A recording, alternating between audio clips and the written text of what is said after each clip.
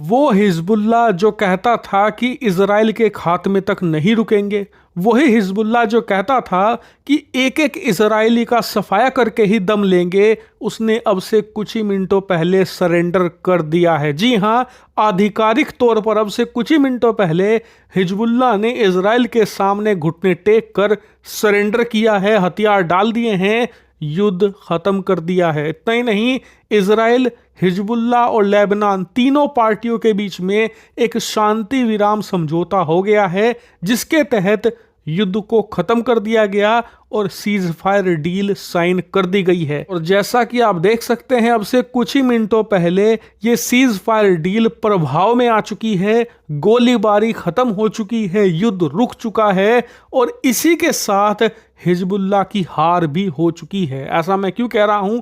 ऐसा इसलिए क्योंकि इस सीज फायर डील के तहत हिजबुल्लाह ने यह बात मान ली है कि वो इजराइल से और लड़ाई नहीं लड़ेगा। इसके अलावा जो दक्षिणी लेबनान है, यानी कि इजराइल की सीमा वाला जो इलाका है, वहां से वो अपनी सेटलमेंट हटाएगा और भविष्य में कभी भी इजराइल की सीमा के पास अपने लोगों को ना तो तैनात करेगा और ना ही वहां पर कोई ऐसा इंफ्रास्ट्रक्चर बनाएगा जिससे कि इजराइल पर हमला किया जा सके। इतना ही नहीं, इजराइल को यह भी अधिकार दे दिए गए हैं कि दक्षिणी लेबनान में, यानी कि इजराइल की सीमा के पास लेबनान के इलाके में जितनी भी सुरंगें बना रखी है हिजबुल्लाह ने, जितने भी इंफ्रास्ट्रक्चर है, वो सबको नष्ट कर सकता है, उसको खुली छूट दी है खुद लेबनान की सरकार ने। इतना ही नहीं, लेबनान की सरकार ने यह कहा है कि हम इजराइल की सुरक्षा के लिए 5000 सैनिक अतिरिक्त तैनात करेंगे दक्षिणी लितानी रिवर के पास में, जो कि इजराइल की सीमा के पास पड़ती है। ऐसा इसलिए किया जा रहा है ताकि इजराइल को यह भरोसा रहे कि हिजबुल्लाह उसके ऊपर अटैक करने के लिए फिर से अपने लड़ाकों की सेना नहीं भेजेगा। ऐसे में जो ये सैनिक हैं, ये एक बफर जोन बनाएंगे हिजबुल्लाह और इजरायली सेना के बीच में, ताकि वो कभी भी अटैक ना कर पाए इजराइल पर, खास करके रॉकेट और ड्रोन से। हालांकि आपका सवाल होगा कि सब कुछ इस डील के तहत इजराइल को ही मिला है, क्या यहाँ पर लेबनान या हिजबुल्लाह को भी कुछ मिला है? तो देखिए, उन्हें कुछ भी नहीं मिला सिवाय युद्ध रोकने के, और वो भी 60 दिन का समय के साथ।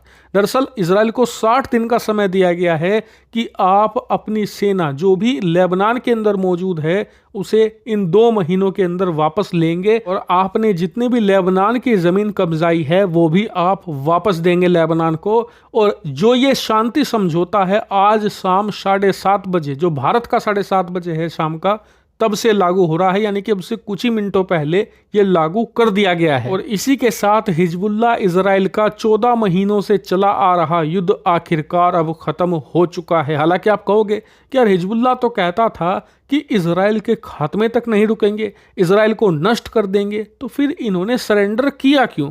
तो देखिए, सरेंडर करना इनकी मजबूरी बन चुका था। इनकी 90% जो लीडरशिप है, कमांडर सेटअप, वो नष्ट कर दिए गए हैं, तबाह कर दिए गए हैं। और जो इनके आम लड़ाके भी है ना, वो भी अस्पतालों में घायल पड़े हुए हैं। अब से कुछ दिन पहले उन पर पेजर अटैक हुआ था, इसके बाद भी लगातार अटैक कर रहा था इजराइल।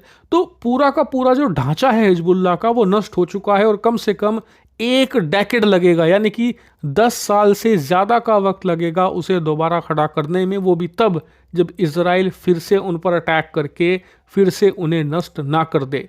इसीलिए हिजबुल्लाह के पास कोई चॉइस नहीं थी, इन्हें सरेंडर करना ही था, जो कर दिया जा चुका है। हालांकि इसका मतलब ये नहीं है कि इजराइल का युद्ध खत्म हो चुका है। इजराइल का युद्ध अब भी जारी है हमास और इजराइल के बीच में। जी हाँ, ये युद्ध हमास ने ही शुरू किया था, जो गाजा में स्थित है।